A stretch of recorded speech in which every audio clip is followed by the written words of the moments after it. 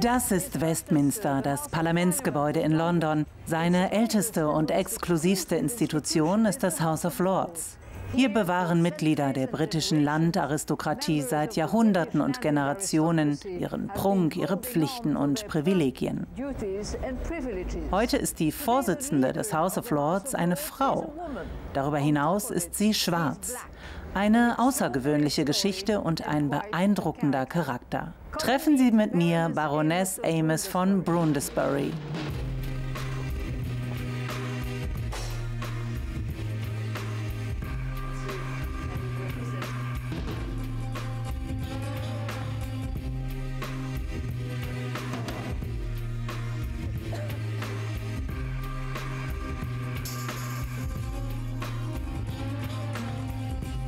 Wie ist es, Baroness genannt zu werden?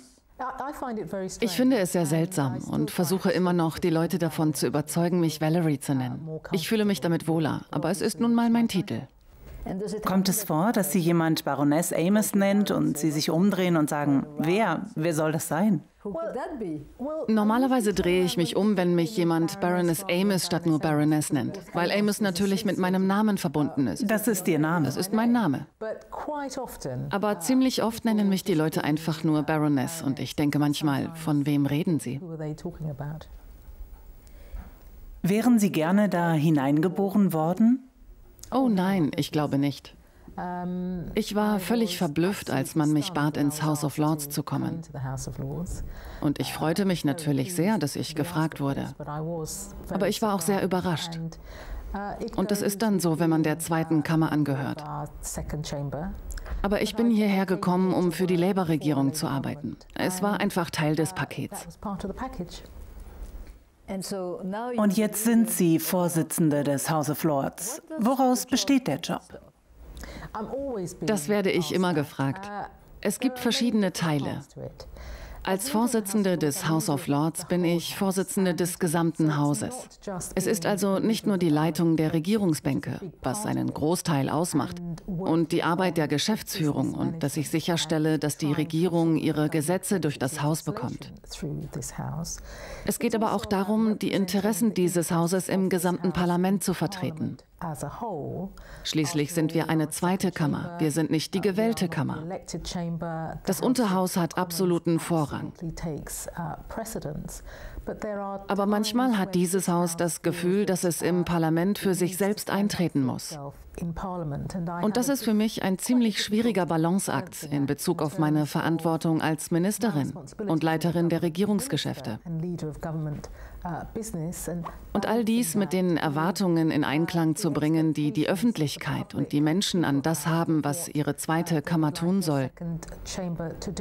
Alles in diesem Haus geschieht durch Vereinbarung und Konsens. Wir als Regierung verfügen im Unterhaus über eine sehr große Mehrheit. Aber im Oberhaus haben wir nur 28% der Stimmen. Die konservative Partei kommt auf 31%. Es gibt auch viele unabhängige Mitglieder, die sogenannten Querbänkler. Das sind etwa 27%. Und dann gibt es noch die Liberaldemokraten. Wir haben unsere Bischöfe und Erzbischöfe. Also die Regierung hier im House of Lords muss mit den anderen Parteien, mit den Unabhängigen zusammenarbeiten, um in einer ganzen Reihe von Fragen einen Konsens zu erzielen. Ich schätze, meine Aufgabe ist Unternehmensführung. Es geht um Beziehungen und Konsensbildung. Wobei ich manchmal ziemlich streng bin, was die Erwartungen der Regierung angeht.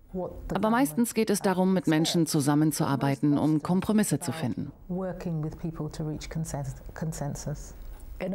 Und Sie setzen Ihren Charme ein, um dieses Ziel zu erreichen. Ich hoffe es jedenfalls. Ich bin jemand, und ich hoffe, einer der Gründe, warum der Premierminister mich für diesen Job ausgewählt hat, ist, dass ich mich sehr für die Konsensbildung einsetze. Es gibt noch ein paar andere Dinge, die ich in diesem Job auch tun muss. Ich spreche im House of Lords zu Nordirland-Themen. Wir haben keinen Minister für Nordirland. Das ist ein neues Gebiet für mich und ich habe in den letzten Wochen viel darüber gelernt. Ich spreche über Entwicklungsfragen, was ein historisches Interesse von mir ist. Ich kam hierher unmittelbar, nachdem ich Staatssekretärin für internationale Entwicklung war. Und ich werde auch Lord President of the Council genannt. Das ist ein weiterer Teil meiner Arbeit.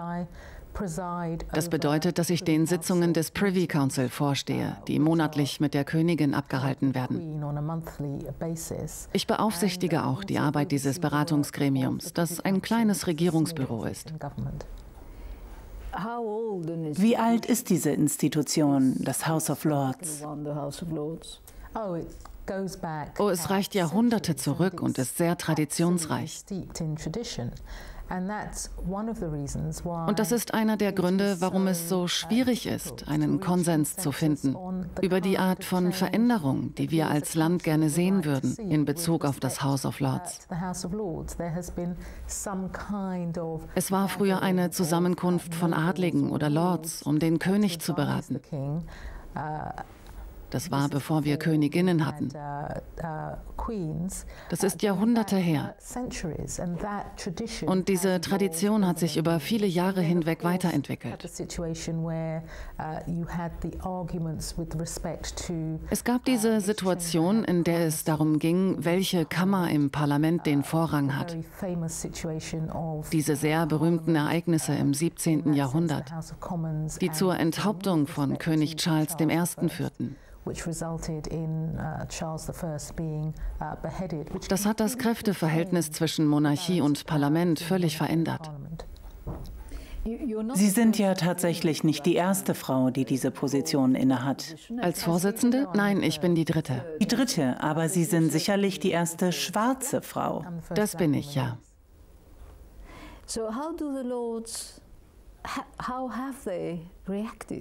Wie haben die Lords reagiert? Denn dies ist nach allen Maßstäben sicher die konservativste Institution im Königreich. Es ist eine sehr, sehr konservative Institution. Und damit meine ich nicht im parteipolitischen Sinne, sondern im soziologischen Sinne. Im soziologischen Sinne. Sehr stolz auf seine Geschichte, Tradition und Kultur. Und sich dessen auch sehr bewusst, wenn man in die Zukunft blickt und als Institution versucht, diese Tradition und Kultur mit Elementen der Modernisierung in Einklang zu bringen. Und ich glaube, das ist eine sehr schwierige Sache für uns hier im House of Lords. Denn es geht auch um die Machtverteilung zwischen dem House of Commons und dem House of Lords. Was die Art und Weise angeht, wie ich behandelt werde und wie ich behandelt wurde, seit ich hier bin, man begegnet mir sehr respektvoll. Ich finde, ich erfahre viel Unterstützung und werde im Allgemeinen sehr gut behandelt.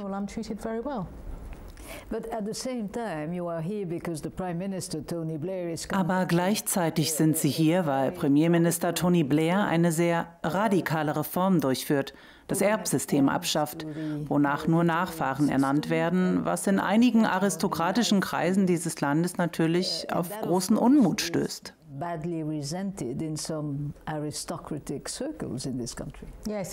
Ja, es wird kein einfaches Jahr.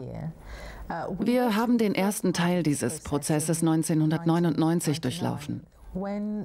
Als diese Regierung 1997 an die Macht kam, hatten wir ein ganz klares Ziel: das Erbprinzip im House of Lords abzuschaffen.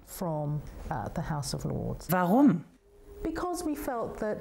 Weil wir der Meinung waren, dass man allein durch seine Geburt kein guter Gesetzgeber wird. Es ist nicht, weil man 16 Generationen von Landbesitzern hat. Es ging nicht um die einzelnen Personen, sondern um das Prinzip. Eine der Schwierigkeiten, die es in den letzten 100 Jahren bei den Versuchen, das House of Lords zu reformieren, war, dass es sehr schwierig war, sich darauf zu einigen, wie diese Reform überhaupt aussehen soll.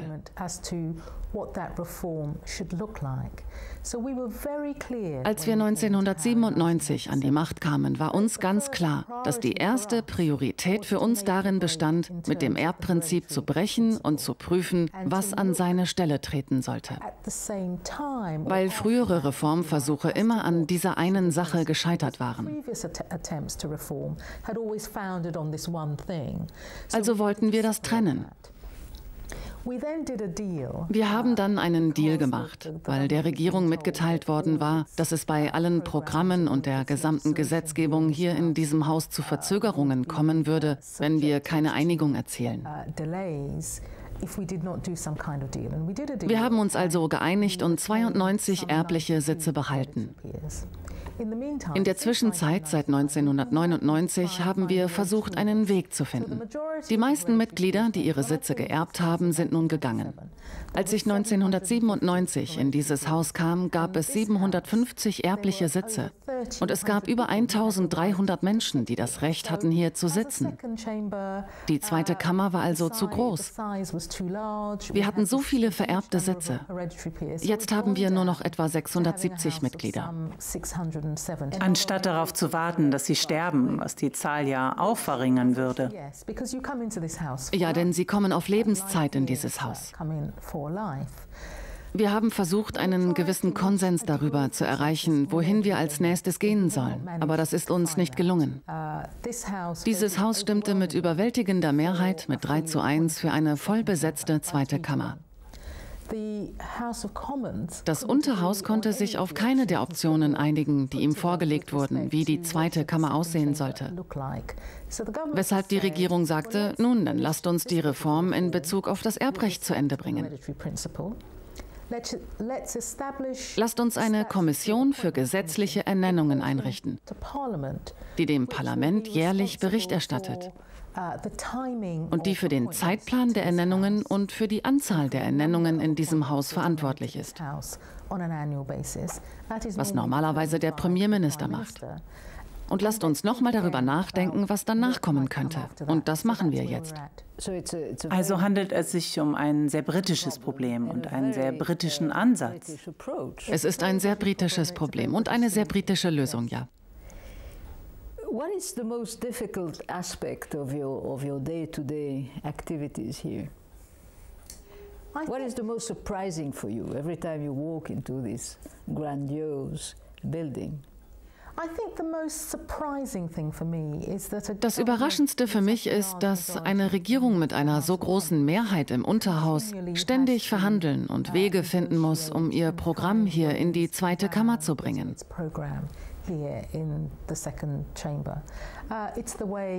Das Haus wird sagen, so hat es immer funktioniert. Aber die Realität ist, dass wir mehrere Jahre lang eine konservative Regierung hatten, mit einer automatisch eingebauten konservativen Mehrheit. Wir haben also eine Aufgabe zu erledigen.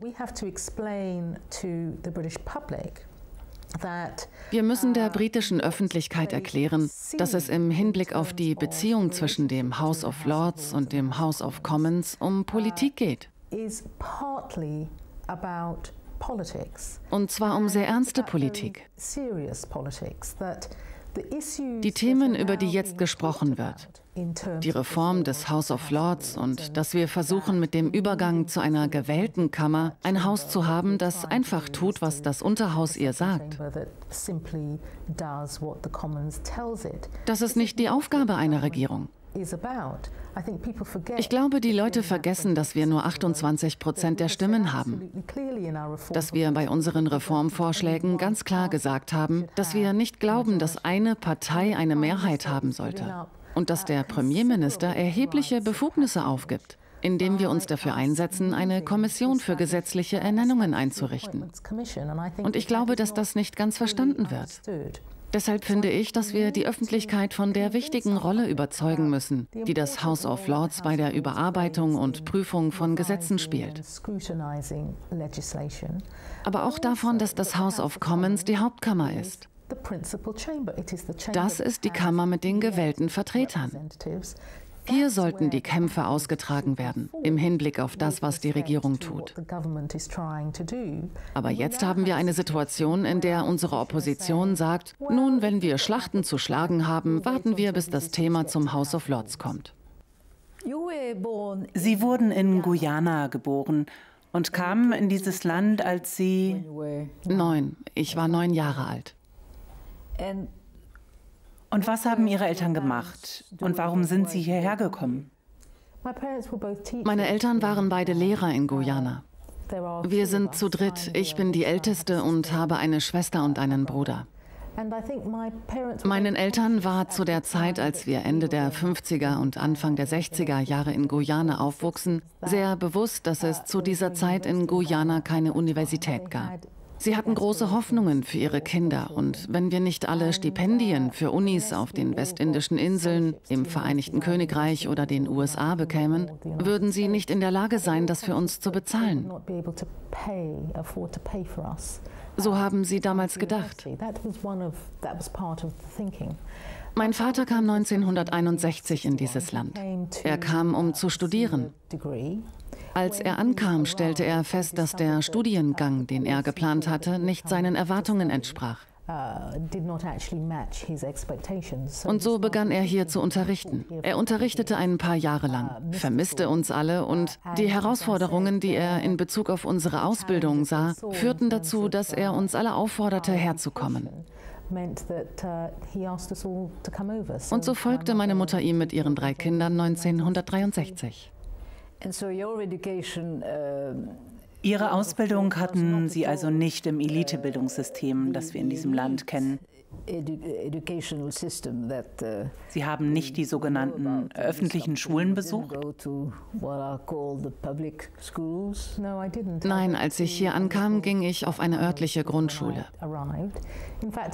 Das war sehr interessant, weil sie keinen von uns getestet haben, sondern uns alle sofort eingeteilt haben. Also meine Schwester und mich. Mein Bruder war damals erst 3 Jahre alt.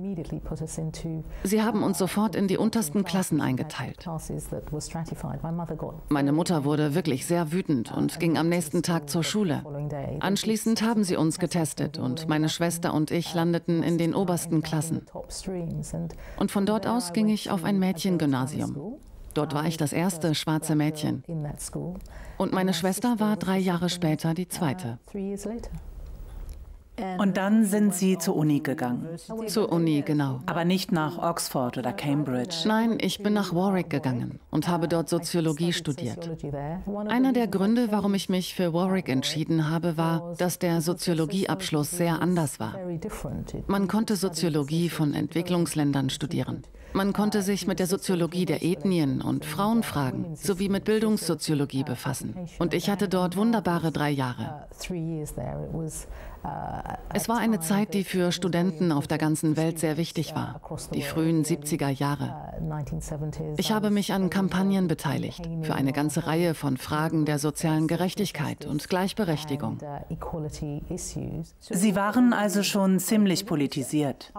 Ich war sehr politisiert. In meiner Familie haben wir immer viel geredet. Wir wurden immer ermutigt, eine Meinung zu haben. Mit unseren Eltern darüber zu streiten, was in der Welt passiert. Und wenn man so will, immer einen internationalen Blick zu haben und darüber nachzudenken, was in anderen Teilen der Welt passiert. In der Karibik, in Südamerika, in Afrika, was halt im weiteren Sinne geschah.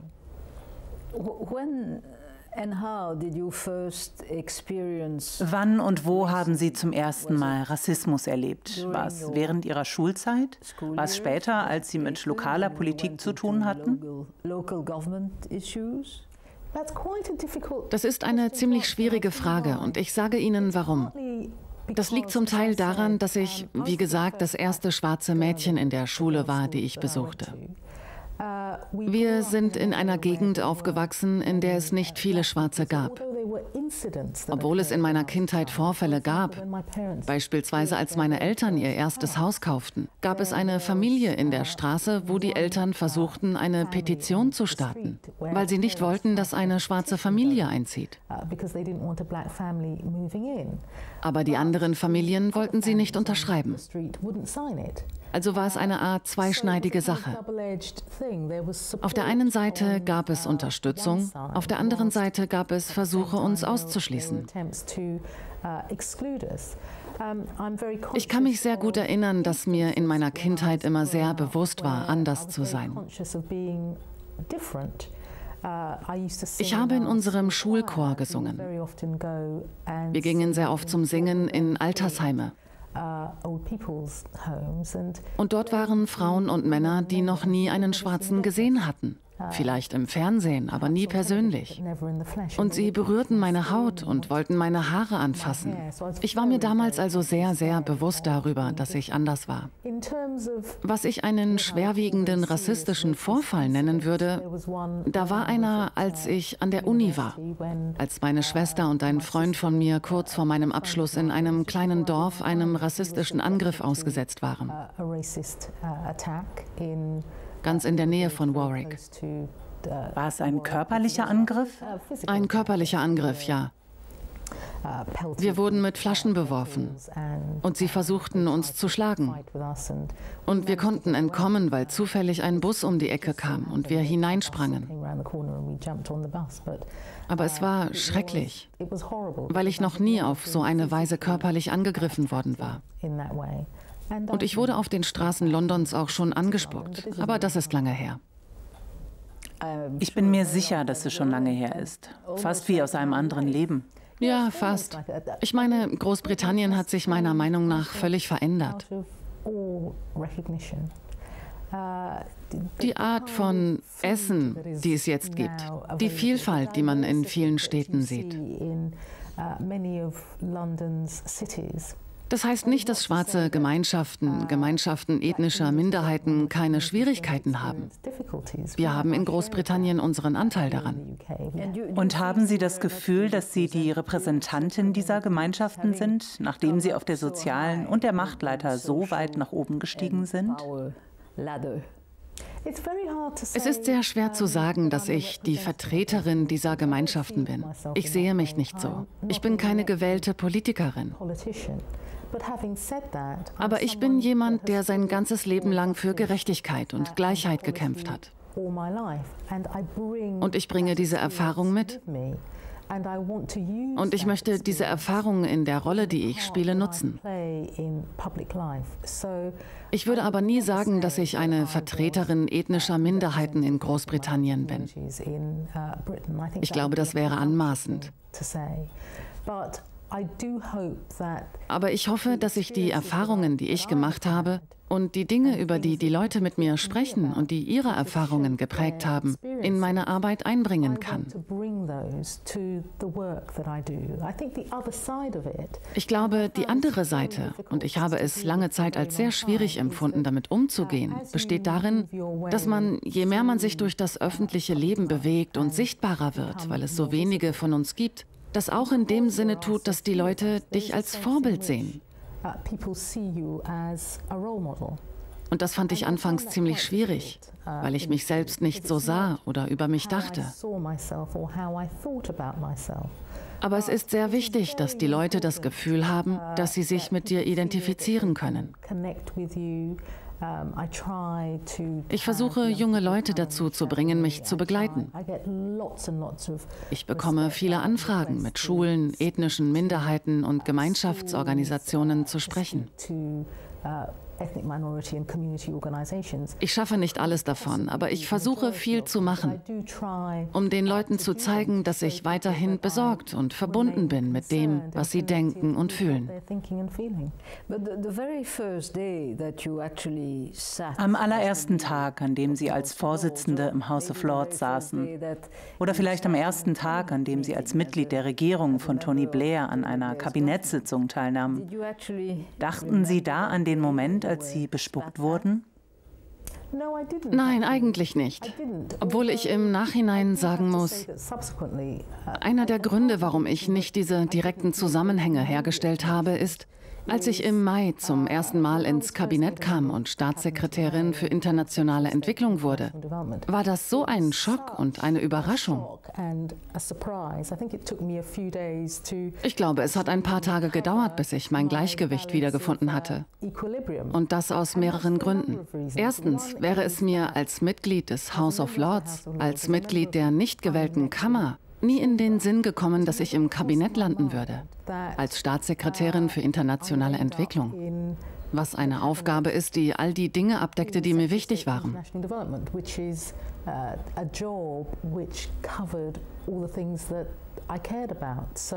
Also verbrachte ich ein paar Tage damit, mir wirklich klarzumachen, dass es wahr war und mich an die Idee zu gewöhnen. Und es war sehr interessant, dass eine Reihe von Leuten auf mich zukam und sagte, ich hätte Geschichte geschrieben. Als ich 1997 ins Repräsentantenhaus kam, kam ich zur gleichen Zeit wie Patricia Scotland. Sie und ich waren die ersten schwarzen Frauen, die ins House of Lords kamen. Aber ich wurde kurz vor ihr vorgestellt. Es gibt eine Zeremonie, die man durchläuft, wenn man ankommt. Also habe ich in diesem Sinne Geschichte geschrieben. Und als ich dort dann das erste Mal aufstand, um zu reden, sprach ich im Namen der Regierung. Wiederum als erste schwarze Frau, die das im House of Lords tat. Und andere Leute machten mich auf diese Dinge aufmerksam. Sie haben damals nicht reagiert und gedacht, wow? Ja, ich dachte, wow, aber die ganze historische Bedeutung wurde mir erst später klar.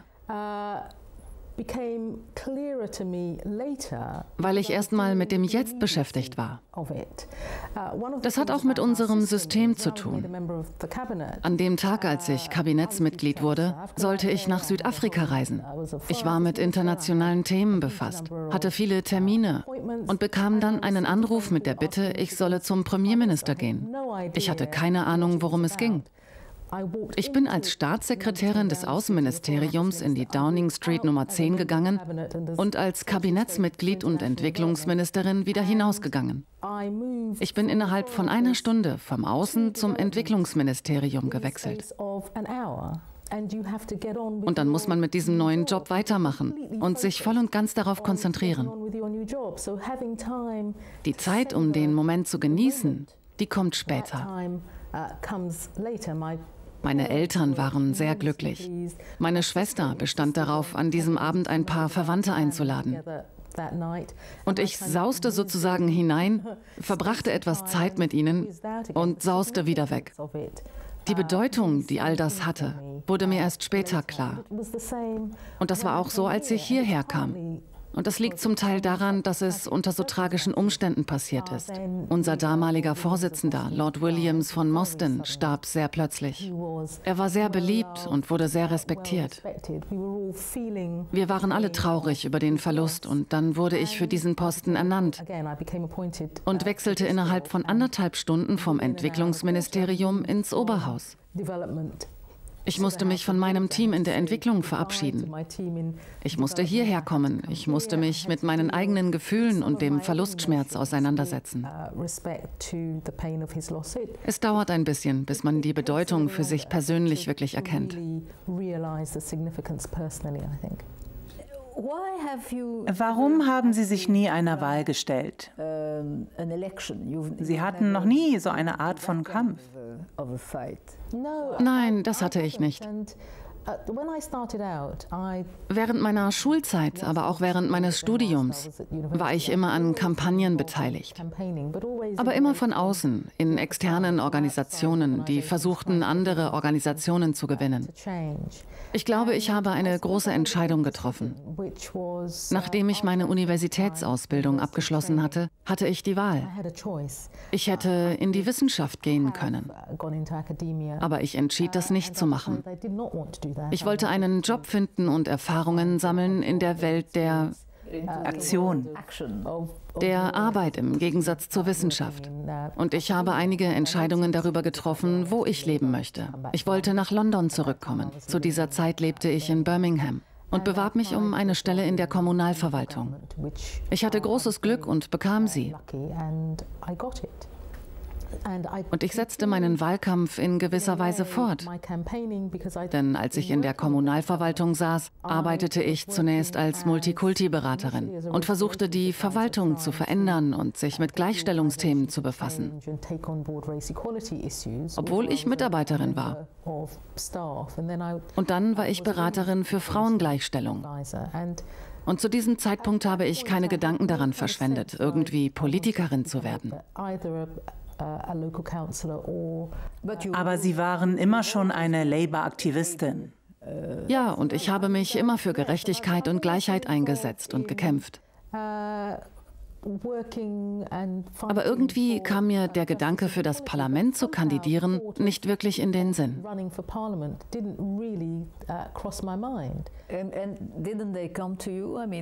Und kamen sie nicht zu Ihnen? Ich meine, all diese Leute, die die Labour Party leiteten und sahen eine sehr kluge, erfolgreiche, junge schwarze Frau? Später, vor der Wahl 1997, wurde ich gefragt, ob ich eine potenzielle Parlamentskandidatin werden wolle oder nicht.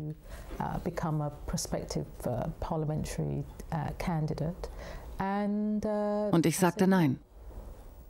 Warum? Weil ich auch hier wiederum einfach dachte, dass ich mehr erreichen könnte, wenn ich versuche, das System von außen voranzutreiben, wenn man so will. Als dann 1997 noch eine weitere Gelegenheit kam, einzusteigen, habe ich darüber nachgedacht. Aber wie ist das damals passiert? Haben Sie einen Anruf vom Premierminister bekommen? Ich bekam einen Anruf, nicht vom Premierminister, sondern vom Büro des Premierministers. Ich war in Südafrika. Zu dieser Zeit habe ich in Südafrika viel mit der dortigen Regierung gearbeitet. Und ich war in Johannesburg und bekam eine Nachricht, dass jemand von der Regierung mit mir sprechen wolle. Ich ging davon aus, dass es darum ging, dass ich Leute kenne, die vielleicht für bestimmte Posten in Frage kommen könnten. Ich hatte nicht die geringste Ahnung, dass es um mich ging. Und dann ist genau das passiert. Und dann passierte genau das. Mir wurde gesagt, dass der Premierminister wissen wollte, ob ich bereit wäre, ins House of Lords zu kommen. Ich fragte, wie viel Zeit ich zum Nachdenken hätte. Und sie sagten, ich hätte das Wochenende. Und ich dachte lange und gründlich darüber nach und kam zu einem Schluss. Aus mehreren Gründen. Zum einen gab es keine schwarzen Frauen hier. Ich wusste, dass es schwierig sein würde, meine Arbeit und meine Anwesenheit hier unter einen Hut zu bringen. Aber es gab auch einige wichtige Dinge, denen diese Regierung verpflichtet war. Zum Beispiel die Menschenrechte, zu denen ich einen Beitrag leisten konnte. Hatten Sie nie das Gefühl, dass Sie als eine Art symbolische Repräsentantin eingesetzt werden könnten? Als Symbol dessen, was die Labour-Regierung darstellen wollte? Das Bild, das sie vermitteln wollten, das habe ich nie gedacht. Und es ist tatsächlich ziemlich schwierig. Denn wenn ich auf meine Karriere zurückblicke, gab es eine Reihe von Orten, an denen ich die Erste war. Und was ich den Leuten immer sage, ist, dass jemand der Erste sein muss. Jemand muss es tun. Und mir wird kein Etikett aufgeklebt, dass ich die Erste bin. Sie werden deswegen kein schlechtes Gewissen haben. Ich werde deswegen kein schlechtes Gewissen haben. Ich weiß, dass ich jemand bin, der in seiner Karriere hart gearbeitet hat. Ich weiß, dass es einige Dinge gibt, die ich gut kann. Und ich habe zu keinem Zeitpunkt gedacht, dass man mich nur zum Spaß um etwas bitten würde. Man könnte sagen, dass das übertrieben selbstsicher ist. Aber so habe ich mich gefühlt. Und ich glaube, wenn man eine Frau ist oder wenn man schwarz ist, wird einem oft Glauben gemacht, dass man das, was man hat, irgendwie nicht verdient, weil man der Erste ist oder einer der wenigen. Ich finde, wir sollten uns nicht die Menschen angucken, sondern das System, das vielleicht nicht flexibel genug ist und nicht offen genug, um Vielfalt entstehen zu lassen. Ich sehe das also ganz anders. Wie viele Vertreter von Minderheitengruppen gibt es hier im britischen Parlament, im House of Commons, im House of Lords? Nun, hier im House of Lords führen wir keine Zahlen zur Repräsentation ethnischer Minderheiten. Ungefähr 16%, knapp 17% der Mitglieder des House of Lords sind Frauen. Das ist also nicht besonders viel. Im Unterhaus ist der Frauenanteil leicht gesunken. Der Höhepunkt war 1997, als es der Labour-Partei gelang, 101 weibliche Abgeordnete zu gewinnen. Und dann kamen noch einige von den anderen Parteien dazu, in einem Parlament mit über 600 Abgeordneten. Die Tendenz ist rückläufig. Die Tendenz ist rückläufig. Was die Vertretung ethnischer Minderheiten angeht, hier im House of Lords sitzen eine muslimische Frau und ein muslimischer Mann auf den Labour-Bänken. Wir haben Kollegen, die aus Indien, Bangladesch oder Pakistan stammen. Aber das sind alles Einzelpersonen. Wir sind keineswegs eine kritische Masse. Und das Gleiche gilt auch für das Unterhaus. Daher haben wir noch viel zu tun, um in unseren politischen Institutionen die große Vielfalt Großbritanniens widerzuspiegeln.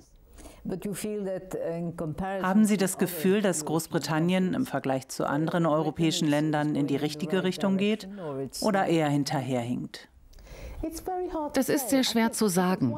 Eines der Dinge, die wir versucht haben, und das ist nicht einfach, besteht darin, das, was wir tun, mit vielem in Einklang zu bringen.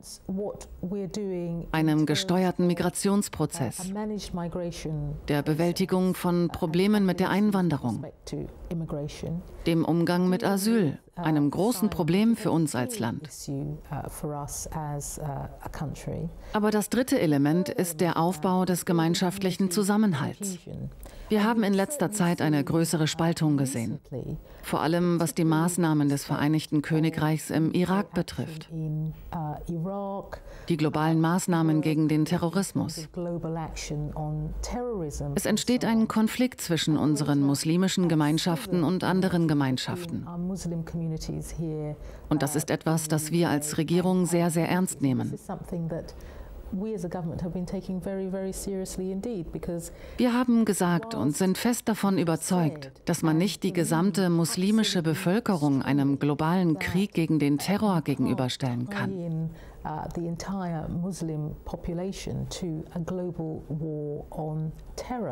Es geht auch darum, wie sich die Menschen in den Gemeinschaften fühlen, in denen sie leben. Also darum, den Zusammenhalt der Gemeinschaft zu stärken und sicherzustellen, dass die Muslime nicht das Gefühl haben, angegriffen zu werden. Sei es durch die Presse und wie sie über sie schreibt. Oder die Art und Weise, wie die Leute über sie sprechen. Das ist für uns eine sehr, sehr wichtige Angelegenheit. Sie waren Tony Blair gegenüber immer loyal und der Premierminister hat Sie auf ganz offensichtliche Weise gefördert.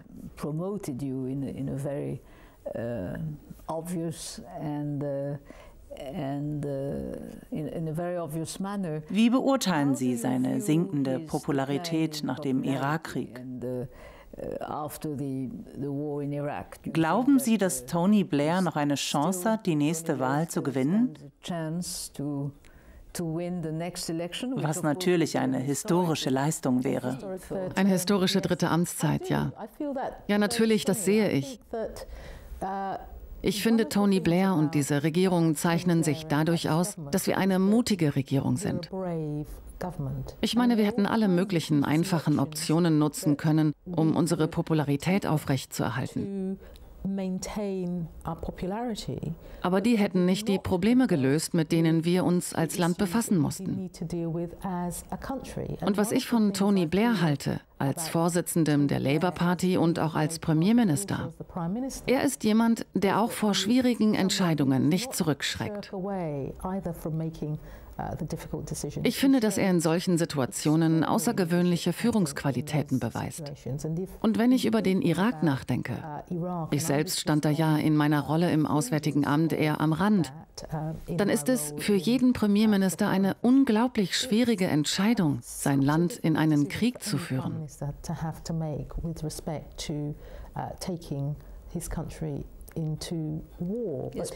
Vor allem, wenn die öffentliche Meinung abdriftet. Wenn es eine so starke öffentliche Meinung gibt und solche Differenzen bei uns, aber auch im Parlament diskutiert werden.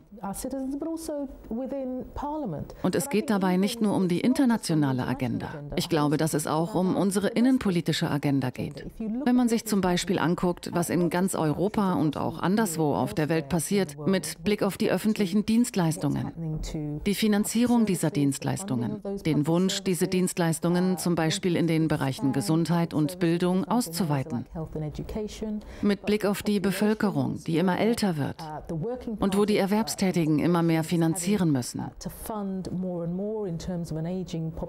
Wir müssen unsere öffentlichen Dienstleistungen umgestalten. Wir müssen nach anderen Möglichkeiten suchen, sie zu finanzieren. Und wir haben diese Probleme in Angriff genommen. Es ist nicht unbedingt beliebt, aber es dient dem langfristigen Nutzen dieses Landes. Es ist sehr schwierig, die richtige Balance zu finden. Denn natürlich möchte ich, dass die Labour-Partei weiterhin Wahlen gewinnt. Ich möchte, dass wir eine historische dritte Amtszeit haben. Aber das bedeutet auch, dass wir die Verantwortung haben, der britischen Öffentlichkeit zu erklären, warum wir diese Art von langfristiger Sichtweise vertreten. Und gleichzeitig müssen wir versuchen, eine unmittelbare Wirkung zu erzielen. Das ist nicht immer einfach.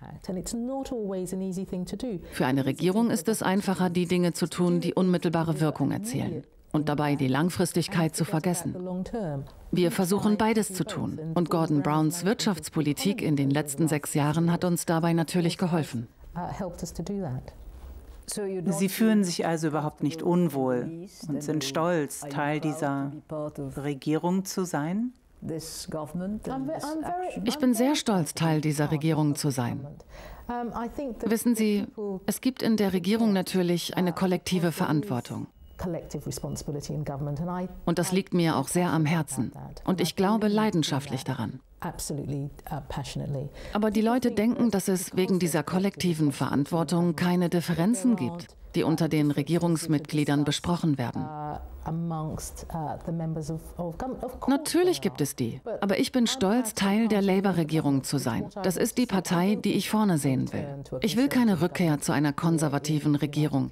Natürlich gibt es Unwägbarkeiten in der Politik und irgendwann wird es wieder eine konservative Regierung geben. Aber ich will nicht, dass es schon beim nächsten Mal passiert. Ich will es für eine sehr lange Zeit nicht. Baroness Amos, vielen Dank. Danke Ihnen.